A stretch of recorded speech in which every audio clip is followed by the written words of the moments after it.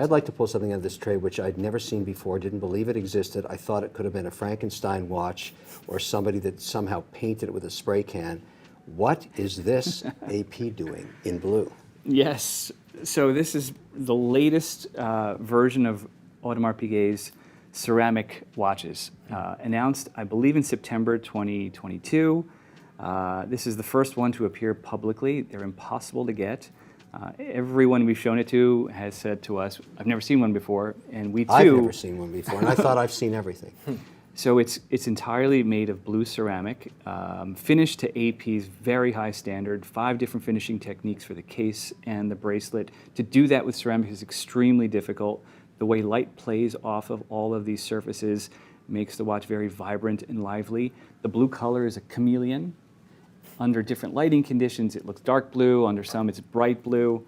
It's a perpetual calendar, 41 millimeters. This is a special order piece. There's only one like it with an Eiffel Tower on the case back. The consignor... This is a one-of-a-kind? This is a one-of-a-kind. The special order piece. Eiffel Tower? The rotor has an Eiffel Tower at the center, a skeletonized Eiffel Tower. The proceeds of this sale, all profit, will be donated to a charity. Yeah.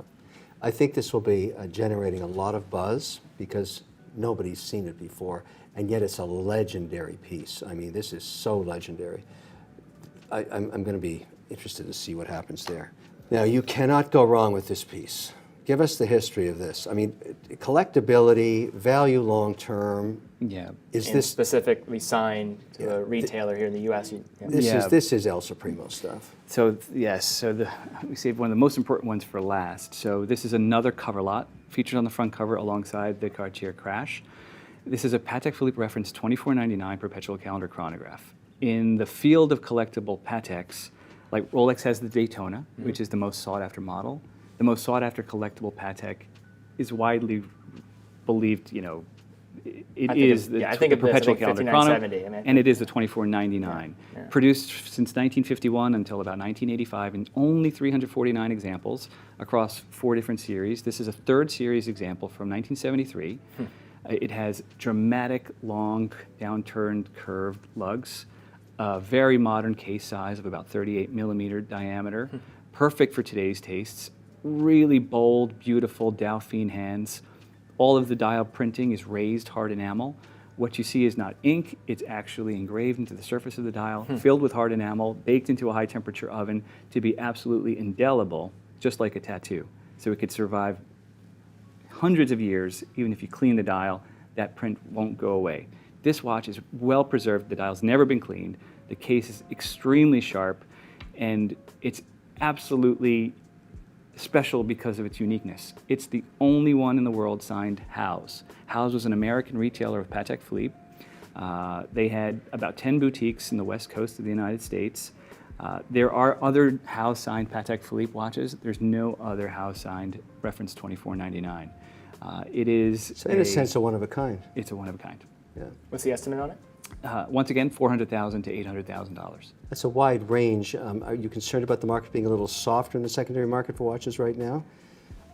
It depends on the type of watch. We've seen a bit of softness in, I guess, hyped modern pieces that were made in large quantities. Let's call it what it is. Richard Milles, for example, they've come off quite a bit.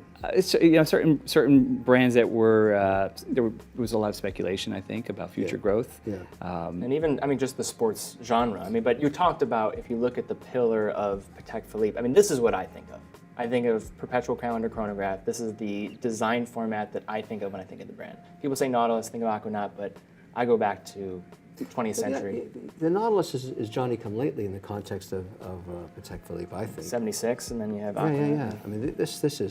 This is timeless in the sense that it will be in style forever. Exactly, and so in the field of vintage, the prices, what we've seen there is slow and steady, healthy growth. They've actually beaten the S&P for the last 11 years. We haven't seen hype. We haven't seen crazy price increases. So the field of vintage is a little bit a different story. I think there, as an asset class, and for me, when I talk to investors, watches have come on the scene now, and people are starting to appreciate portfolio of pieces. You wear them, storage.